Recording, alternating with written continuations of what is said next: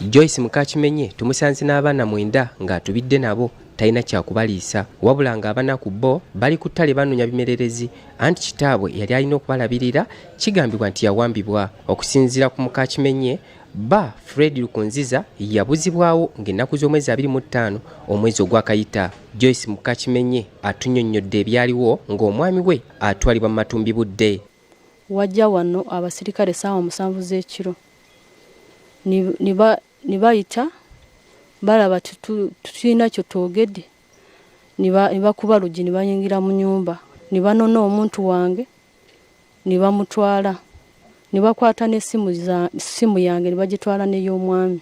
Joyce agamba nti atambudde mu b'obuyinza oba oyo okumuggwa ku ntumbwe naye nga tayambibwa. Kati n'essaawa ya kaakati noonyeza wonna ku mapoliisi ngenze wonna siinaba kyenfunye. Ndi mu bulumi n'abaana bange, taata w'abaana simanyi waali, simanyi n'ekyamutwala. Kigambibwa nti Fred Nkulunziza yabuzibwawo nga kyajja alangirire nga bwe yali avudde mu kibiina ekiri mu buyinza ki NRM okwegatta ku National Unity Platform. Nvumirira ebikolwa ebyo eby'okubuzangawo abantu ate ebikolwa ebyo ene Kyankwanzi tebibaddeeyo. Era ye kyabadde agezaako okubuulira bannakyankwanzi bannantwetwe zezine envuvume ezibadde zigenda zitambula nti singa omukulembeze w'NUP anaali obuyinza ayinza okugoba baganda bafaabo. Bano batutegeezezza nti ebimu ku byaviirako munnaabwe okukwatibwa kwe kulabika mu mawulire ng'aliko ensonga z'ebyobufuzi z'ayogerako. Mwakinga Bobi Wine baransubiza mu Rwanda, baransubiza i Burundi, baransubiza Cameroon. No, Bobi Wine yaje kuyobora Ubugande ni muhamagaro w'Imana. Abatuuze wakati mu bunyiikaavu basazeewo okukwata famire ya mutuuze munnaabwe yonna okuva edda ku mukyala ne bagikuba ku poliisi Ntwetwe okubanja omuntu waabwe. Batabukidde poliisi ebawa omuntu waabwe era kino kiwaliriza abakuumaddembe okugyayo emigemerawala n'ekidiridde kuyisiŋŋanya bisongovu. Tuzo wano ku station ya poliisi Ntwetwe okuleeta famire eno fe tugirabiriddeko ekimala naye abaana bagenda kufa enjala ate ng'omuntu waabwe yatwalibwa.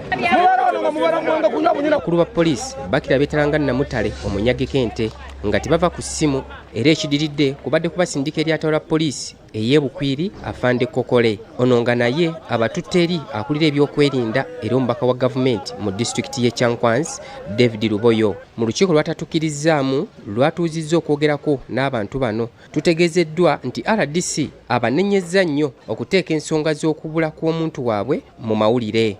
Naye ekisinga okumalamu amaanyi nti obudde bonna gye tutatadde mu kafubo awatabadde bannamawulire tetuvuddeyo na kyamaanyi kiri awo okukyawukana ku bya bulijjo era tusigazza tutegeeza nti bakyagenda mu maaso n'okunoonyereza tubongereyo ennaku 2 babeere ng'amaze okuproducinga Fred eri ekkooti owavunaanibwe. Yayogerera poliisi mu bitundu bya Mara Region Rachel Kawala akakasizza okubula kwa Fred Nkulunziza era naye n'asuubiza okukolawo ekyenjawulo.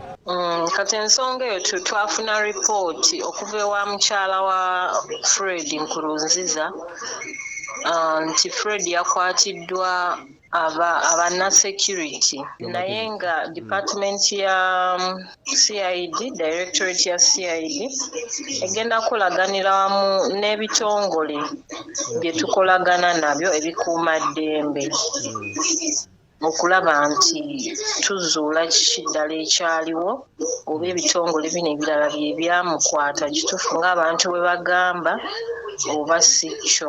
Titus Jemba, BBS Telefina agesigika mu ddiro lyo.